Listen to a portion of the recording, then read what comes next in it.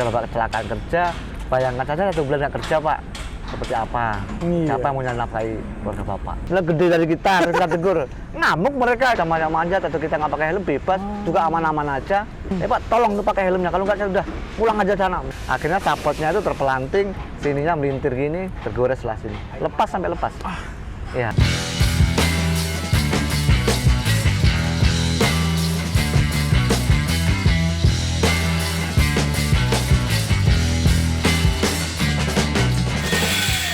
Assalamualaikum warahmatullahi wabarakatuh. Waalaikumsalam warahmatullahi wabarakatuh. Halo rekan kerja, kita bertemu di Working Talks. Di sini kita ngobrolin soal serba-serbi di dunia kerja, manis, asin, pahit, getir, senang, pokoknya campur-campur semuanya perasaan. Suka duka di dunia proyek lah ya. Suka duka dunia proyek lah ya, Pak Ari ya. Nah, di bulan ini ada bulan K3 nasional. Bulan K3 nasional itu berlangsung pada tanggal 12 Januari sampai 12 Februari ya Pak Ari ya? Iya, betul. Nah, makanya kita ngobrolin soal keselamatan kerja di proyek apalagi ya. Karena ini menyangkut soal hidup dan mati ya. Iya. Keselamatan kerja keselamatan kerja itu sangat penting. Nah, kita di sini kedatangan tamu namanya Pak Ari Kumala. Ya, Halo betul. Pak Ari. Halo. Sehat Pak Ari. Halo. Nah, beliau adalah salah satu koordinator SHE di Project LV PT Akset ya. Iya, Akset Indonesia Tbk. Akset Indonesia Tbk. Betul. Nah, untuk lebih tahunya kita langsung kenalan aja sama Pak Ari. Gimana nih? Boleh ceritain asal-usulnya Pak Ari sampai bisa nyemplung ke dunia proyek ini, Pak? Oke, terima kasih sebelumnya ya. Perkenalkan, saya Ari Kumala. Saya dari PT Akset Indonesia Tbk. Kebetulan untuk tahun kemarin ini kita ditugaskan di proyek LV ya. LV Penthouse Residen Alam Supra sebagai SHE koordinator membawahi di tim SHE di proyek LV. Ya. Nah, saya sendiri pada saat berkarir itu dimulai dari tahun 2010 sebelumnya. Tapi untuk di Akset sendiri saya pernah mulai karirnya itu tahun 2017 sampai sekarang ya, dimulai di proyek Japek Elevated atau MBZ yang lebih terkenal sekarang ya, itu di Cikarang ya. Nah, untuk proyek ini sendiri dimulai pada bulan November tahun 2023 untuk yang LV sendiri. Nah, sebelum berkarir di SHE saya masih ikut orang tua untuk usaha sendiri di pasar ya. Tapi dengan seiring perkembangan zaman di awal tahun 2010 itu saya melihat dunia SHE itu asik. Ya, sepertinya asik sekali. Karena apa? Yang kita hadapi itu berbagai macam karakter bentuk manusia ya. Kalau untuk dunia pekerjanya seperti itu. Nah, saya bilang asik kenapa? Karena kita satu bekerja sambil selain mengembangkan ilmu, juga kita ibaratnya beramal ya, mengembangkan ilmu juga mengamankan bagaimana caranya orang tersebut selamat. Nah, dengan adanya kita juga bisa berinteraksi, sosialisasi secara langsung terhadap berbagai macam karakter manusia di proyek itu. Saya pikir dan SHE itu keren ya, selain keren ya kayaknya asik, pokoknya asik banget deh SHE itu. Seperti itu, makanya saya kok kayaknya berminat banget sih ya kan, berminat banget di dunia SHE itu. Akhirnya saya masuklah di awal-awal itu tahun 2010 itu masuk sebagai SHE. Untuk meniti awal karir saya baru di SHE Officer sebelumnya. Officer ya, awalnya. Itu salah satu di daerah Jakarta. Ya, itu. Seperti itu. Berarti 2010 masuk di SHE Officer dan mulai memang mencintai dunia proyeknya itu di bidang SHE-nya gitu ya? Ya, betul sekali. Cuma pernah ada tawaran waktu itu kan suruh masuk ya divisi lain lah di luar SHE waktu masih ikut perusahaan lain ya. Cuma saya kira ya mohon maaf itu bukan tujuan saya. Nah, awalnya bukan tujuan saya, emang tujuan saya di awal jadi di SHE seperti itu. Ya banyak suka dukanya sih waktu di awal-awal itu. Gimana Pak suka dukanya tuh Pak? Gini, tekanan tuh pasti ada di lapangan. Nah, salah satunya apa? SHE itu kalau untuk perusahaan-perusahaan yang kelas menengah ya, bahwa itu dibilangnya sebagai hambatan. hambatan progres terutama. SHE ini banyak peraturan lah, banyak istilahnya, contohnya seperti orang cuma naik di ketinggian dikit aja suruh pakai body harness. Padahal kebiasaan mereka. Nah, yang paling susah Mas, yang paling susah itu kita mengenai perilaku dari masing-masing pekerja tersebut. Kan banyak karakter. Kadang mereka itu cuma bilangnya saya sudah terbiasa. Itu yang paling susah. Kalau sudah punya karakter, saya sudah biasa seperti ini Pak, cuma di ketinggian seperti ini saya nggak pernah pakai body harness Pak, malah ribet. Ataupun juga helm. Itu helm tuh kadang yang sering kita temui, masih ada beberapa lah itu ya pekerja nggak pakai helm. Alasannya apa Pak? Panas. Di kepala juga gatel lah Pak. Itu ribet lah Pak, naik-naik sering jatuh. Kenapa bisa sering jatuh? Nah itu baru kita yang nyari solusinya seperti apa kan? Kenapa sih kok bisa sering jatuh? Kita amati, ya akhirnya kita lakukan pendekatan ke pekerja. Oh helm kamu sering jatuh karena apa? Karena untuk tali dagunya tidak dipakai. Seperti itu contoh kecilnya. Ya, seperti itu. Jadi Pak, kalau boleh dijelasin Pak, SHE itu apa bedanya sama HSE Pak? Kalau SHE sama HSE sebenarnya sama-sama divisi keselamatan. Cuma di dalam penekanan kata ejaan terdepan, misalnya SHE itu mengedepankan safety. Ya. Kalau HSE itu mengedepankan health atau kesehatan. Nah, biasanya kalau HSE itu bisa dipakai di dunia pertambangan maupun di pabrik-pabrik ya. Itu dia tergantung apa namanya, di mana mereka atau jenis industrinya. Karena kalau kayak project itu kan kita misalkan kalau di sini kebetulan building. Kalau building yang diutamakan yaitu mengenai safety, keselamatannya. Ya, bukan kesehatannya dulu, tapi selamat dulu baru sehat. Tapi kalau di dunia industri seperti yang pabrik, terus pertambangan batu bara, itu kan lebih cenderung ke kesehatan terlebih dahulu, terus keselamatan. Jadi sehat dulu baru selamat. Gitu. Bedanya seperti itu. Sebenarnya sama sih. Sama ya sebenarnya. Sama. Cuman penekanannya aja. Penekanan. Berarti sebenarnya ruang lingkup pekerjaannya itu dari mulai apa sampai apa aja sih Pak kalau SHE itu Pak? Kalau SHE sebenarnya itu dimulai dari awal masuk proyek pun itu sudah terlihat dari awal masuk proyek, maka dia wajib lapor ke safety. Untuk apa? Untuk dilakukan induction. Induction itu tujuannya apa? Yaitu pengenalan area kerja. Nah, jadi pekerja-pekerja baru itu wajib melaporkan ke divisi SHE untuk dilakukan induction terlebih dahulu, pengenalan area kerja. Jadi sebelum mereka bekerja harus mengenali situasi dan kondisi lingkungan kerja di sini. Gimana cara mengenalinya? Yaitu dari tim SHE ada nanti yang menjelaskan pada saat safety induction. Seperti itu. Jadi mulai dari situ ya. Mulai dari awal. Mulai dari awalnya ya. Itu Pak, kan tadi SHE itu mengutamakan safety dulu ya? Ya. Pernah nggak Pak ada kasus yang misalnya tuh miss dari pekerjanya itu sendiri, yang misalnya ada kecelakaan? Bapak pernah mengalami itu nggak, ada si pekerja-pekerjanya Pak? Pernah. Kenapa? Seringnya terjadi kasus kecelakaan itu adalah faktor dari si pekerjanya sendiri. Padahal kalau di Akset itu sudah diterapkan yang namanya metode kerja dan JSA, Job Safety Analysis, atau analisa keselamatan pada saat bekerja ya. Itu sudah ada dari tim operation. Tim operation itu siapa ya? Dari construction manager maupun dari supervisor. Ya, itu sudah dijelaskan, pasti sudah dijelaskan ke baik ke subkonnya maupun ke pekerja. Kalau di kita kan di Akset ini kita ada mandatori atau wajib yang diikuti oleh seluruh pekerja, yaitu SMTM. Show me, tell me. Ya. Jadi bicara ya. Bila dari tim operation memberikan edukasi atau penjelasan ke seluruh pekerja pada saat setelah PBM mengenai apa? Yang mengenai lingkungan kerja bisa, ataupun praktek cara pemakaian hand tool, ya kan? Seperti itu. Nah, terus bisa juga penjelasan metode kerja tadi, metode kerja yang aman seperti apa. Seperti itu bisa dijelaskan oleh construction manager maupun SPV terkait. Nah, seperti itu. Yuk. Jadi mereka tidak mengikuti anjuran seperti metode apa yang telah diterapkan. Ngeyel. Ini semaunya sakar PDW. Karena mungkin udah ngerasa pengalaman aja kayaknya. Ya, sebenarnya bukan pengalaman ya. Mereka nasibnya aja masih baik. Sebenarnya tinggal nunggu waktu.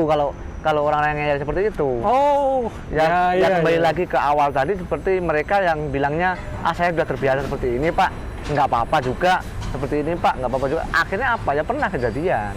Seperti itu. Berarti pada saat dia melakukan sebenarnya pelanggaran Ya. itu sebenarnya nasibnya aja lagi berpihak sama dia, Ya, makanya betul. dia selamat pada Ya. pekerjaannya. Ah. Iya. Keberuntungan, faktor keberuntungan. Beruntung ya. Ya. Qadarullah dikasih keselamatan. Ya. Nah, kasus apa Pak biasanya yang paling sering aja terjadi case-nya? Kalau untuk di building ini, trennya di 3 bulan terakhir itu kita tangan terjepit atau jari terjepit. Iya. Oh. Hand and finger injury.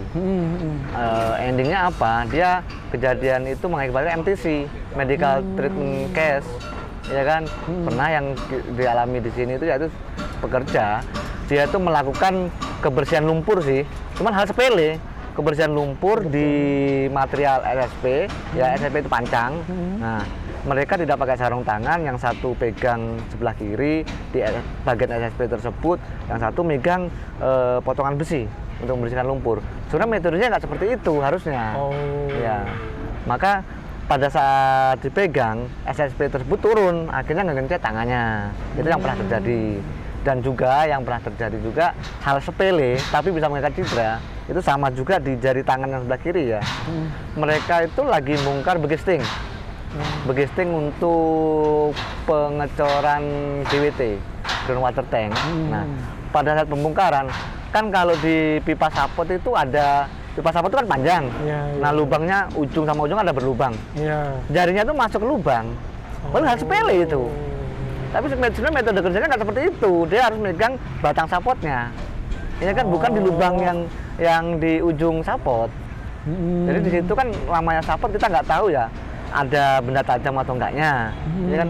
Jadi pada saat megang, nah di bawah tuh kebetulan banyak air yang di lantainya, lantai yang bekas dicor GWT itu, dia kayak apa ya namanya, kepleset itu namanya ya.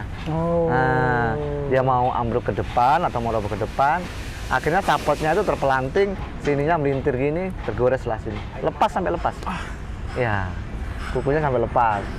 Itu pernah jadi seperti itu. Ya itu apalagi kembali lagi ke metode. Mereka nggak menjalankan metode kerja dengan benar. Itu penanganan dari SHI itu sendiri apa biasanya kayak gitu? Untuk penanganan biasanya salah satu rekan korban, kan kalau di sini biasanya kita kerja nggak ada sendiri ya, pasti ada minimal berdua atau lebih. Nah, korban menghubungi SPV yang terdekat atau supervisor atau pengawas terdekat, lalu supervisor itu memberi informasi ke SHI area. Karena kan segini luasnya, tidak mungkin dong semua pekerjaan diawasi oleh SHI satu-satu. Kan SHI itu mobile untuk SHI lapangan ya. Nah, setelah memberikan informasi ke SHI, maka tim SHI langsunglah ke lapangan. Yang pertama dilakukan yaitu mengamankan TKP. Karena tujuannya apa? TKP nanti biar aman, biar nggak berubah untuk dilakukan investigasi, ya kan? Untuk studi kasus, biar apa? Biar kecelakaan yang sama tidak terjadi, kes-kes yang sama. Nah seperti itu. Setelah pengamanan area, baru si korban tersebut juga dibawa ke P3K kita. Kebetulan kita di ruang SHI ada P3K, ya kan? Nah dari situ kita nilailah orang tersebut atau korban cukup dianggap luka ringan atau perlu perawatan yang lebih intensif ke rumah sakit misalkan untuk mendapatkan tindakan medis, ya kan. Nah akhirnya kita nilai, oh si korban lukanya seperti ini misalkan, kita sudah tahu oh perlu penanganan medis yang lebih kelanjutan, kita bawalah ke rumah sakit yang rekanan kita atau kerjasama dengan kita, seperti itu. Tapi area itu tetap langsung di bariket ya kita ya, agar nggak berubah. Fungsinya buat apa itu biasanya? Ya itu lagi untuk kembali lagi untuk investigasi nantinya. Investigasi kami tim SHI maupun bersama manajemen. Itu investigasi agar kecelakaan yang sama tidak terjadi. Untuk kita mengetahui yang salah di mana sih itu, misalkan dari segi hierarki K3 juga atau hierarki kecelakaan kerjanya itu yang mana sih yang salah? Apakah di kan ada beberapa tahapan ya kalau di apa namanya hierarki kecelakaan kerja itu. Apa di engineeringnya kan, engineering kontrolnya kah, atau di APD-nya kah, kan seperti itu. Jadi kembali lagi biasanya human error. Akhirnya endingnya seperti itu. Iya.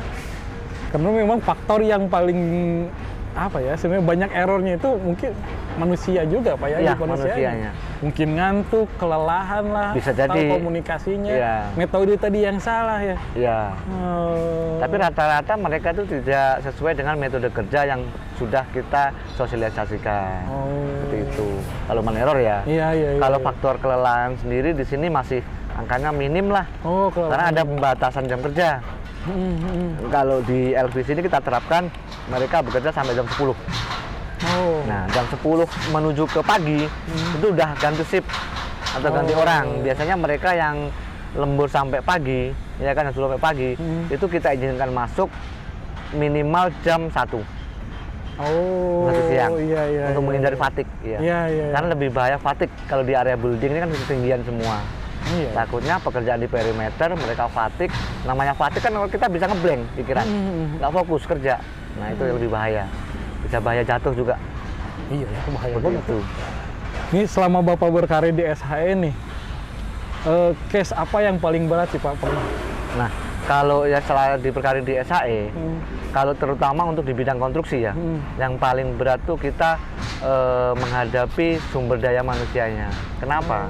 Karena kalau di dunia konstruksi ini mereka rata-rata campur aduk ya. Ada yang lulus SD ada, yang nggak lulus SD ada. Cara behavior mereka juga istilahnya behavior mereka atau tingkah laku mereka itu bermacam-macam. Mereka juga pengertiannya tentang SHE juga bermacam-macam. Beda sama kalau seperti pertambangan atau industri yang pabrik segala macam itu kan memang ibarat untuk SDM-nya pilihan ya, benar-benar sharing. Iya. Kalau konstruksi yang penting bisa kerja berdasarkan pengalaman-pengalaman sebelumnya. Misalnya kayak tukang aci, atau tukang besi. Walaupun nggak sekolah, yang penting mereka punya pengalaman, ya silakan. Tapi kan pengalaman kerja, bukan pengalaman tentang keselamatan atau tentang ilmu keselamatan kerja. Tahunya cuma kerja, tapi nggak memikirkan efeknya kecelakaan kerjanya seperti apa gitu kan. Itu yang paling susah kita hadapi ya, edukasi lagi gitu. Kadang nggak, makanya kita selaku SHE jangan bosan-bosan untuk mengkampanyekan tentang keselamatan kerja. Itu. Terus secara terus-menerus kita selalu siap untuk mengkampanyekan keselamatan kerja kepada seluruh pekerja proyek, ya kan. Agar mereka lebih paham, jangan bosan-bosan intinya. Seperti itu. Jadi kan Pak, kalau di dunia proyek itu kan kadang suka ada stigma ya. Orang-orang safety officer atau SHE itu ngehambat pekerjaan gitu Iya. katanya. Apalagi kan kejaran waktu sama kualitas itu tuh kadang diadu ya. Iya. Kadang diadu. Itu gimana Pasti Bapak itu. cara komunikasi Itu ini, pasti Pak? biasanya terjadi. Nah, kita tergantung. Makanya kalau di Akses ini kita terapkan safety mandatory itu bukan hanya untuk tim SHE. Tapi misalkan untuk construction manager, terus supervisor, maupun ke sapon-sapon atau kepala mandor. Itu mereka wajib mengikuti training safety mandatory. Ya, baik secara e-learning maupun secara langsung tatap muka ya. Kalau secara e-learning itu secara online. Ya, yang memang sudah diprogramkan dari SHE pusat.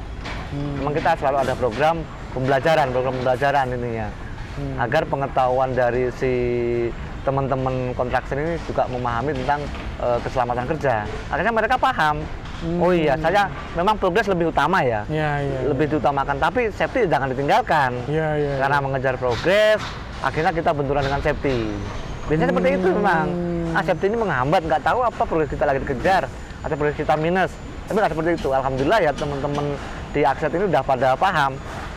Mereka kalau memang misalkan pekerja, kan mereka bekerja itu atas perintah dari construction ya, minimal dari SPV. Nah, misalkan melakukan pembongkaran sapot atau pembongkaran begesting, mereka atas perintah dari si supervisor. Nah, supervisor tersebut pasti dia dari sebelum melakukan pekerjaan, dia sudah melakukan penilaian di JSA tadi sesuai dengan JSA atau enggak, atau si pekerja ini sudah memakai alat pelindung diri dengan lengkap dan benar atau belum. Udah mengerti. Seperti itu. Jadi nggak harus SHE yang selalu mengingatkan, SPV pun wajib dituntut. Seperti itu.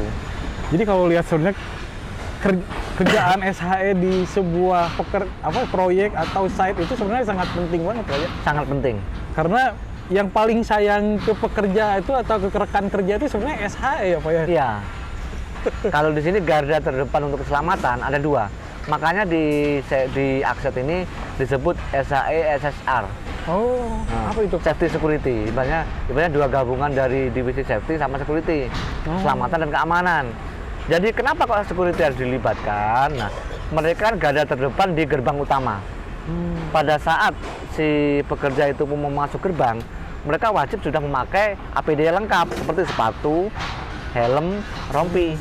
Itu wajib dari pintu gerbang utama wajib. Jadi yang screening siapa? Yaitu dari security. Oh iya. Ya. Dan tidak kalah pentingnya juga ID card. Jangan salah. Jangan sampai di proyek Akses itu ada pekerja ilegal namanya. Pekerja ilegal pokoknya mereka nggak punya ID card dan belum pernah di-induction, itu namanya pekerja ilegal. Ya, jangan sampai terjadi kecelakaan kerja, ternyata pekerja tersebut ilegal. Itu yang paling bahaya. Dampaknya luar biasa itu. Pertama, apa dampaknya kalau pekerja ilegal? Mereka belum terdaftar di BPJS. Nah, itu sangat penting juga.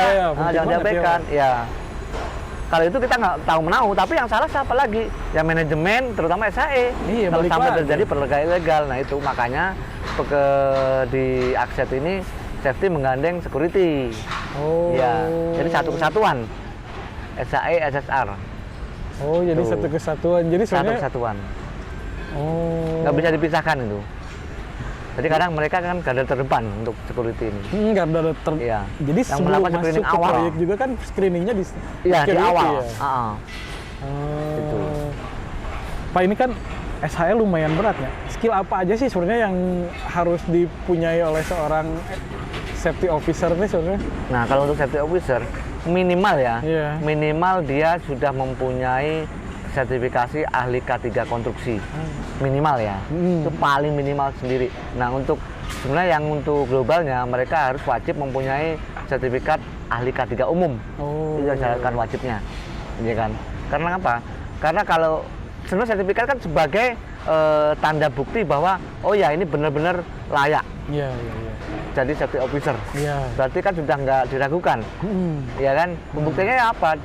Dengan mempunyai sertifikat tersebut, akhirnya oh ini sudah berarti udah bagus lah. Kayaknya ilmu saya udah mumpuni, lumayan mumpuni lah. Nah, nanti diasah seperti yang saya bilang tadi, safety mandatory atau training ulang atau refreshment. Seperti itu kalau di Akset. Jadi di Akset itu nggak melepas orang ini, misalkan personil safety ini mempunyai sertifikat ahli K3 umum dan sertifikat muda konstruksi misalkan.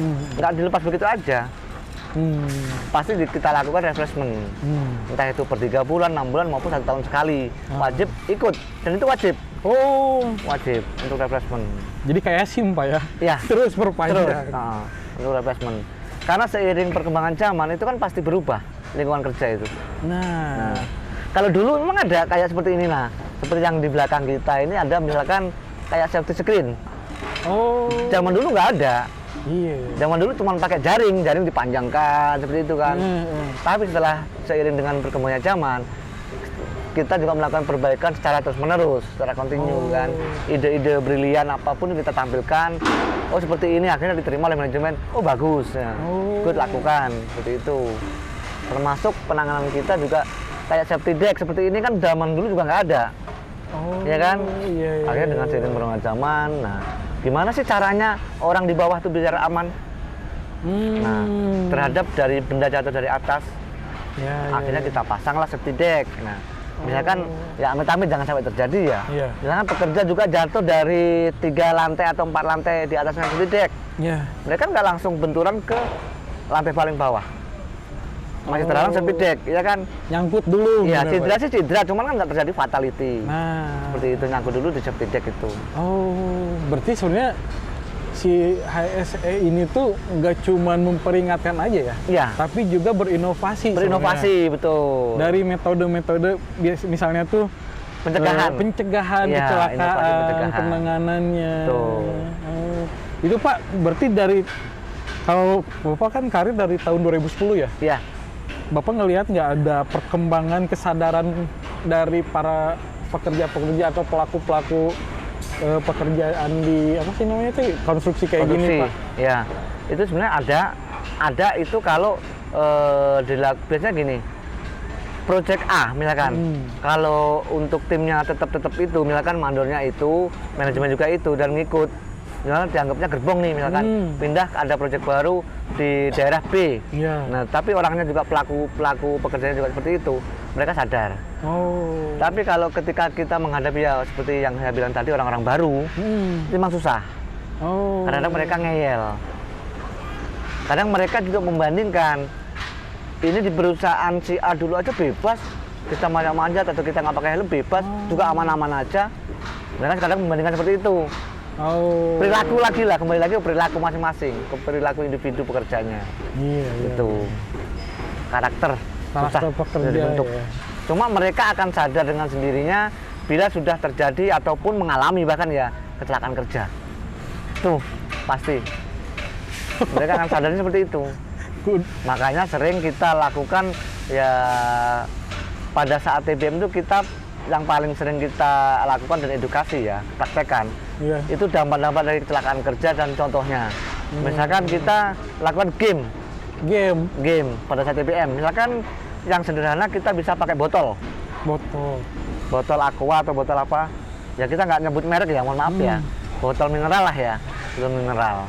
Misalkan anggap aja mereka suruh membayangin sama jarinya di seperti ini. Nah, jadi dia nggak bisa buka tutup botol pada saat jempolnya hilang seperti itu. Kayak gini seperti ini posisinya. Gimana? Mereka suruh bayangin. Akhirnya mereka, oh iya Pak bener. Jempol hilang. Jempol hilang. Atau nggak ada jempolnya, ngancingin baju juga susah. Mereka kita suruh maju nih. Oh iya iya iya. Suruh praktek. Itu sederhananya aja langsung mereka, oh iya Pak bener. Udah. Iya iya. Itu efeknya luar biasa loh kita main-main game seperti itu, game keselamatan. Iya. Ya. Jadi keselamatan itu bukan disampaikan cuman hanya plang, tapi lebih apa? Lebih santai ya? Lebih santai. Lebih santai ya? Ya. Lebih humanis. Humanis, bener. Kita secara humanis pendekatan gimana kepada pekerja tersebut biar diterima. Tidak harus adu otot ibaratnya. Nah, sering kan seperti itu. Dia, ya. Iya. Apalagi di dunia pekerjaan pasti panas ya, semuanya Ya. punya target masing-masing. Betul, Pak. punya target masing-masing ya. Nah, mereka kadang faktor kelelahan ya. Jadi rasa emosionalnya tuh masih tinggi. Iya, Masih iya, tinggi. iya. Nah, dulu, Pak, kalau misalkan kita negornya kasar ya, Pak, tolong tuh pakai helmnya. Kalau nggak, saya udah pulang aja sana. Misalkan seperti itu. Oh. Itu nggak boleh sebenarnya kita lakukan. Kita bilang, Pak, Bapak kan kerja di sini, di bawah nih. Misalkan kayak tukang bersih di sini ya, sebelah kita nih. Nah, itu dari atas ketinggian, misalkan orang nggak sengaja, kakinya itu misalkan kesandung batu. Batunya mencelat berapa meter? 5 atau 10 meter kan ketendang nih. Kenapa lah Bapak bocor loh, Bapak nggak pakai helm. Itu aja. Secara humanis pendekatannya. Oh, iya. Nggak perlu kita ngotot, Bapak nggak pakai helm, udah pulang sana. Nggak boleh nurut. Nggak boleh. Itu bisa terjadi benturan fisik atau berantem. Pernah nggak Pak? Pasti. Pernah kayak gitu nggak Pak? Kalau saya pribadi nggak. Oh enggak. Alhamdulillah nggak. Oh. Mungkin teman-teman yang lain mungkin pernah kali ya. Iya, soalnya stigma apa ya, kesan jelek HSE itu selalu ada sih kalau. Ada, iya. Nah, Itu tadi kalau kesannya penghambat. Iya. Mohon maaf kalau untuk perusahaan-perusahaan menengah ke bawah, kayaknya menghambat. Iya. Iya. Kalau misalnya tuh teman-teman kan di sini banyak ya teman-teman tuh yang teman-teman saya aja dulu yang masih di kampus kuliah, Iya. yang pengen berkarir di SHE, itu sebenarnya perbanyak magang dulu aja ya. Selain magang harus siap mental. Siap mental. Siap mental yang sering saya tanamkan. Kan saya juga banyak nih teman-teman dari kampus-kampus magang di sini.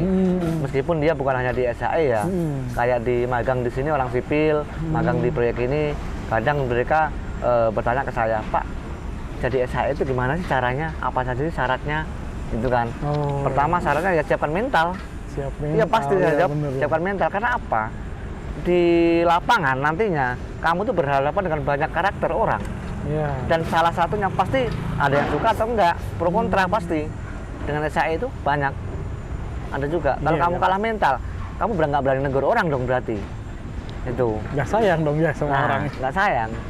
Memang syaratnya SHE itu berani menegur orang yang melanggar. Oh. Syarat paling utama. Gitu. Syarat paling utama. Tapi secara penegurannya ya kita lakukan secara humanis tadi itu. Oh, Iya kan? oke. Emang berani orang yang lebih gede dari kita harus kita tegur. Ngamuk mereka, kita bisa dilempar itu kan. Kita kecil Ya. atau Makanya kita masih kita- muda, ya. pekerjanya udah tua gitu. Kita ya. cari celahnya lah. Gimana sih caranya biar mereka nggak ngamuk atau nggak mana? Ya itu lagi cara humanis, Bang. Tolong pakai APD-nya. Oh, Tuh, kayak gitu. apa sayangnya udah keluarga, Pak, tolong pakai APD-nya. ingat keluarga ya. Oh Di iya rumah. iya benar. Kalau bapak kenapa-napa gimana? Seperti itu ya, kita ingatkan hal-hal seperti itu tentang keluarganya terutama. Seperti itu. Ada keluarga yang menunggu di yang rumah. di rumah. Oh, iya. Seperti itu kan. Iya benar. Iya. benar. Jangan hanya menginginkan ego bapak sendiri, karena nggak biasa, sudah terbiasa. Akhirnya bapak kecelakaan kerja, bayangkan saja 1 bulan nggak kerja pak, seperti apa? Iya. Siapa yang mau nafkahi keluarga bapak? Nah seperti itu kan. Dan pasti, nah kita cari celahnya untuk menyentuh hatinya. Oh, Seperti sentuh itu. hatinya. Iya. Kayak Ari Lasso. Ari Lasso dong. Nah, sekarang harapan sama pesan Pak Ari untuk para pekerja di Indonesia di bidang keselamatannya kayak gimana sih, Pak? Oke. Untuk harapan saya ya, kebetulan ini masih dalam rangka bulan K3 ya. Bulan K3 Nasional 2024. Nah, harapan saya semoga seluruh pekerja di Indonesia, terutama di bidang konstruksi, ya, itu lebih sadar tentang keselamatan kerja dan selalu berhati-hati. Nah, tidak kalah penting dari seluruh baju merah dimanapun berada ya. Artinya baju merah itu apa? SHE itu selalu disimbolkan dengan baju merah. Meskipun ada beberapa perusahaan yang tidak memakai baju merah ya. Kenapa harus baju merah? Karena simbol berani. Berani menegur, berani melakukan edukasi, dan berani melaksanakan atau melakukan apa namanya, peraturan-peraturan. Peraturan telah ditetapkan oleh perusahaan. Harapan saya untuk seluruh SHE dimanapun berada, jangan bosan-bosan untuk mengedukasi kepada seluruh pekerja di tempat kerjanya masing-masing agar tetap tujuan kita zero accident di tempat kerja. Mantap, zero accident di tempat kerja dan pulang dengan selamat ke rumah. Oke, mantap. Oke, terima kasih Pak Ari udah sharing ke kita soal pekerjaan SHE ya, SHE. Semoga pekerjaan konstruksi di sini lancar. Amin. Sampai selesai dan minim kecelakaan Pak Ari. Minim maupun jangan sampai ada. Jangan sampai ada. Cukup sudah Nggak ada kecelakaan. Zero accident ya. Ya. Bismillahirrahmanirrahim. Amin. Terima kasih Pak Ari udah sharing. Semoga proyeknya lancar dan zero accident. Amin. Itu harapan kami. Oke, rekan kerja. Kita udah ngobrol sama Pak Ari soal keselamatan kerja dan SHE dan soal resiko-resiko pekerjaan di konstruksi. Semoga kita di pekerjaan kita selalu dirahmati oleh keselamatan, keberkahan, dan pulang dengan selamat. Oke rekan kerja, sampai jumpa di episode selanjutnya. Bye-bye.